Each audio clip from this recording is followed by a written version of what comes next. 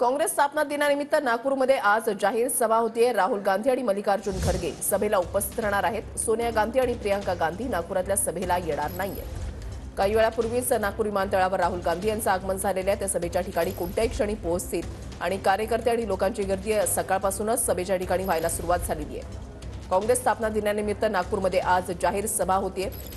आज राहुल गांधी काय बोलणार याकडे सर्वांचं लक्ष लागलेलं आहे। या सभेच्या माध्यमातून आगामी निवडणुकांचा रणशिंग काँग्रेसकडून फुंकला जाणार आहे। अधिक तपशील जाणून घेणार आहोत। गजानन उमाटे आमचे प्रतिनिधी आमच्या सोबत आहेत। गजानन, नक्कीच राहुल गांधी नागपुरात पोहोचलेले आहेत। मल्लिकार्जुन खरगे सुद्धा आलेले आहेत। पुढच्या काही वेळामध्ये ते मंचावर येऊन ही सभा सुरू होणार आहे। ही गर्दी मी तुम्हाला दाखवतोय।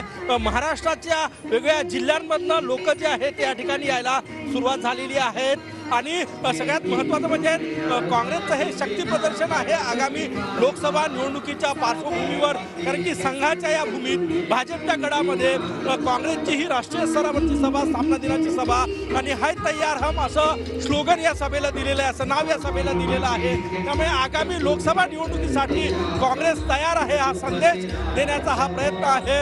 वेगवेगळ्या भागातून लोक या ठिकाणी आलेले आहेत आणि त्यासोबतच देशभरातील जवळपास 1000 काँग्रेसचे वरिष्ठ नेते या ठिकाणी दाखल झालेले आहेत।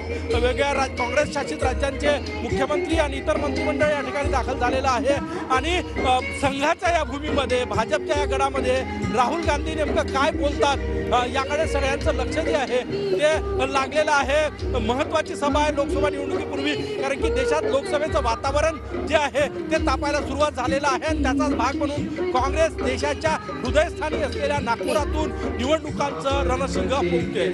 नक्कीच धन्यवाद गजानन, दिलेल्या सविस्तर माहितीसाठी। अपडेट्स सातत्याने तुमच्याकडून जाणून घेणार आहोत।